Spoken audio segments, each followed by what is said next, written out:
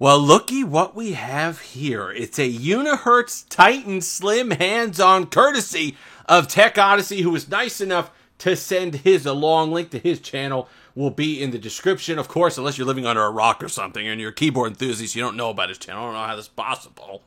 But still, link will be in the description nonetheless. So thank you for sending along your Titan Slim for us to have a look at. The first thing I'm going to do is a keyboard comparison. Then we'll be doing the full review on Tuesday, because there's certainly a lot to say about this device. It's an interesting device.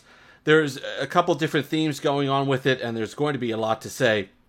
So that will be on Tuesday. But for today, I want to compare the keyboards between the Titan Slim, its predecessor, the Titan Pocket, and two of our beloved favorites who have not been out for a while, the BlackBerry Passport and, of course, the BlackBerry Classic, and see where the typing experience and the keyboard falls between all of these devices. And we're going to look at it from two different angles. The first one going to be the keys themselves. I guess you wouldn't call them switches, but the actual press of the key and feel of the key. And then we're going to go ahead and examine the overall typing experience, so the keyboard as a whole. How nice is it to type on? And this is going to have... the Titan Slim does very well in one category, and it does very poorly in the other. But we'll talk about that as well. So, for the key press, I will say this, and the key and the feel of the key itself. The Titan Slim, this is their best key to date. I'm not going to say it's their best keyboard to date, but it is the best key and key press that they've had on a Unihertz Titan Pocket or Unihertz Titan device yet. It's very nice, it's tactile, it's responsive, just the right amount of actuation pressure. It's not one of those ones, if you're typing all day on it, your thumbs or your ligaments in your thumbs are going to be crying out because you're having to really push down, or you feel like you're pushing against a solid surface, or you're pushing against something, that rubber membrane or whatever was happening on the original Titan to get it to be waterproofed. Nothing like that. It is a light, airy typing experience that is fantastic to go ahead and be able to just click on. That, just the pure click of it is fantastic, and your thumbs will thank you for that portion of it. So I do like that quite a bit. Is it as nice as my Passport? No, I don't think so. It's not as solid. It's not as the response rate, meaning like the depress when it comes back up, the actuation isn't as quick. So with the Passport, you would be able to glide along and you'd get a nice mechanical feel to it, and it was just a faster experience, where this one, there's just a little bit more delay in coming back up and getting between the keys, and a little bit more mushy than the Passport. Is it better than the Titan Pocket? Yes, I believe so, because these were a little stiff to begin with. They broke in nicely, but it still had that little bit of a mushy feeling to it. It was a little stiffer than you perhaps you'd like for a lot of heavy typing, so your thumbs would get a little fatigued. That was a thing that we used to experience all the time, so that is definitely a concern, which would not be a concern on your Titan Slim. And I think it's even better, and I'm expecting the hate already in the comments section, but I think these keys are better to press than even the keys on the BlackBerry Classic. Little mush to these, a little difficult sometimes, just not quite the same feel. It's very good, don't get me wrong. The BlackBerry Classic was excellent, very good to press and type on. But I give it to these just a little bit, because I do like how nice they are to go ahead and press. The thing with that is this. I believe that because of the feel of them, and that's probably because of the capacitive nature of the device, where it needs to have that capacitive layer on top, they feel like a Key 2 keycap, all right, or feel like a Key 2 key, but they press a whole lot better than that. I think if TCL had gone on making BlackBerry devices, this may very well have been a keyboard that they eventually got to, which is quite nice. But that's where the compliments for the Titan Slim will end when it comes to the keyboard, because as far as the typing experience goes, the overall use of the device, this comes in dead last. And the reason being is that slim bit that they added in there. That was a mistake. We'll talk about multiple reasons why in the full review, but the idea to make this keyboard narrower is not a good one. Not a good one. And you can see just in the comparison with the Pocket. Okay, let's try to line them up, trying to do it off camera.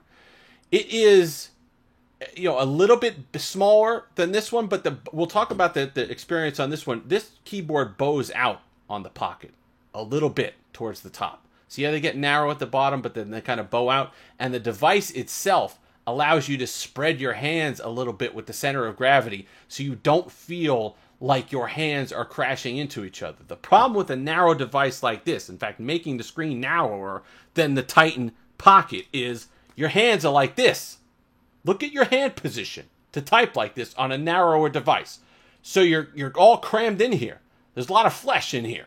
All right? And if you have the most robust of thumbs like I do, I find myself crashing into my thumbs all the time on this, just because of the way you have to hold it. Whereas the Titan Pocket experience lets you breathe a little bit more. You have different options here because of the size and weight of the device, even though it's a hefty device, where that you don't have here. You kind of have to be like this and be really up in there. And that's a problem to me. I would never really enjoy, so far in the day or so using it, I have not enjoyed the typing experience. I make a lot more mistakes, and my thumbs crash into each other a heck of a lot more. And you see it in comparison, forget it, next to a Classic, it's almost a full key length or row smaller. And that's where the Blackberries begin to blow this out of the water.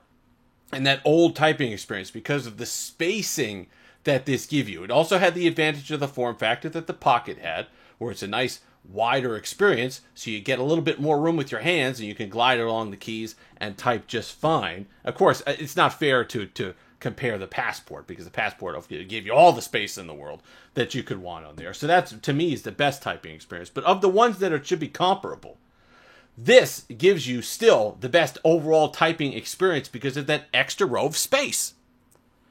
And the design of the Titan Pocket did okay enough where, even though the key is not as good as the Titan Slim, it was still okay to type on, because you felt like you had a grip on the thing.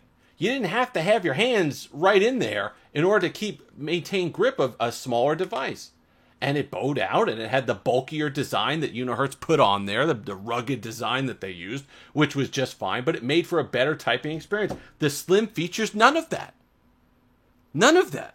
I constantly feel cramped, and even though the key itself is quite nice and wouldn't lend itself to fatigue, I wouldn't think, because of how light and airy and nice it is to press on the buttons by still getting a nice tactile experience, you're doing this the whole time. Your thumbs are in such a position with your hands that I don't feel like a long period of time that's going to be comfortable. Now, that's going to be user specific.